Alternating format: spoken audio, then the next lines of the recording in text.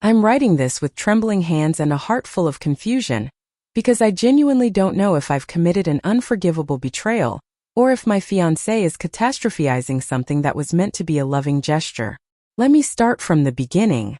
My name is Elise, and my fiancé Julian proposed to me exactly 14 months ago under a canopy of autumn maples in the quiet hills of upstate Vermont. It was simple, heartfelt, and utterly us. No grand gestures, no audience, just the two of us, a ring, and a promise whispered into the crisp evening air. From that moment on, Julian made it abundantly clear. Our wedding should reflect who we are, grounded, intimate, and sincere. No fanfare. No performance. Just love, surrounded by the people who matter most. Julian grew up in a modest household.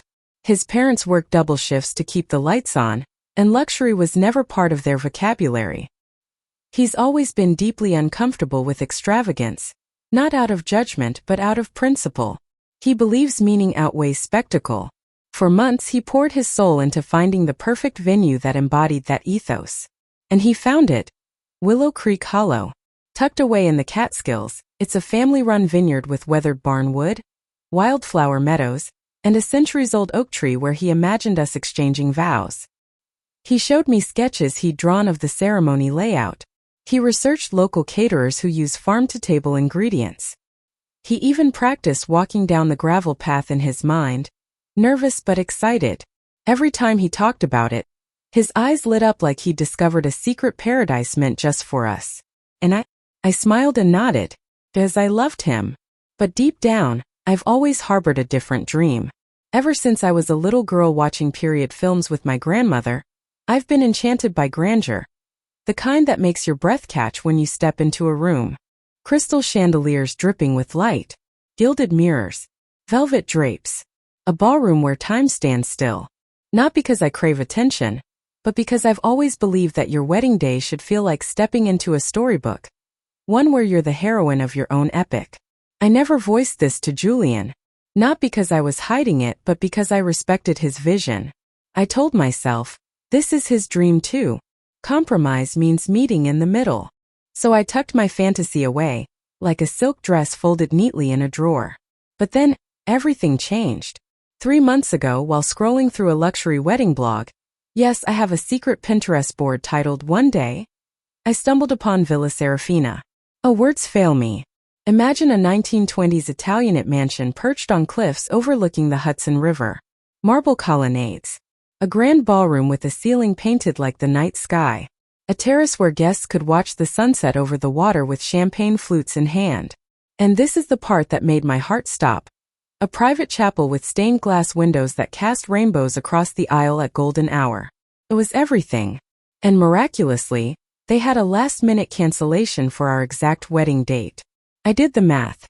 My freelance design business had been thriving. I'd been quietly saving every extra dollar for over a year. $28,000 in a separate account, untouched by our joint finances. The deposit for Villa Serafina was steep, but manageable. The rest? I could cover it without dipping into our shared savings or asking Julian for a cent. That's when the idea struck me. What if I gave him the wedding of his dreams, but made it even more magical than he imagined? I convinced myself it was romantic, noble even. He'd walk into that ballroom stunned and realize I'd done this out of love, to elevate our day into something transcendent. He'd see the care I'd taken, the sacrifice I'd made, and he'd be moved. So I did it. I called Willow Creek Hollow and with a knot in my stomach, canceled our reservation. They were kind but firm. Only 10% of the deposit was refundable. I paid the penalty without blinking. Then I signed the contract with Villa Serafina, hired a discreet wedding planner named Margot, who swore she'd keep everything under wraps, and began orchestrating the reveal. For weeks, I watched Julian happily finalize details for a wedding that no longer existed. He ordered wildflower bouquets. He wrote vows about roots and quiet strength.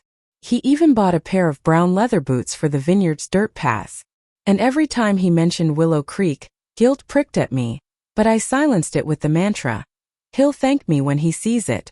2 weeks before the wedding, I planned the perfect evening. Candlelit dinner at our favorite bistro. Soft jazz playing. I wore the emerald dress he loves. After dessert, I placed a velvet box on the table.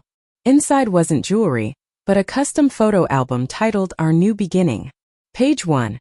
A breathtaking twilight shot of Villa Serafina's terrace. I leaned across the table, eyes shining. Surprise, my love. I couldn't let our day be ordinary. You deserve to feel like a king. Julian's smile froze, then vanished. He flipped through the pages slowly, ballroom, chapel, grand staircase, his expression hardening with every turn. When he looked up, his voice was eerily calm. Elise, what is this? I beamed. Our wedding venue. Isn't it incredible? I paid for almost all of it myself. You won't believe the acoustics in the chapel, perfect for your vows. He stood up so fast his chair clattered to the floor. You canceled Willow Creek? He whispered, as if the words burned his throat. I upgraded it, I said, still smiling, still clueless. Upgraded. His voice cracked. That wasn't just a venue, Elise. That was me. That was the place I chose because it felt like us, real, unpretentious, honest. And you replaced it with a palace I never asked for, never wanted. And now I'm supposed to stand in some gilded cage and pretend I'm happy. I was stunned. But it's beautiful. Our guests will remember it forever. I won't remember it as mine. He shot back, tears in his eyes. You didn't ask me. You didn't consider me. You saw a fantasy and dressed it up as love, but it's just you. All you. He left the restaurant without another word. Since then, he's been staying at his sister's. He hasn't returned my calls. Yesterday he texted, I don't recognize the person who would do this. How can I marry someone who erases my voice on the day that's supposed to celebrate our union? His mother called me sobbing, saying I stole his peace. My best friend says I'm a narcissist wrapped in tulle. But my cousin insists I was just trying to give him the world. So I'm left wondering, was I wrong to believe that love sometimes means giving someone more than they dared to dream?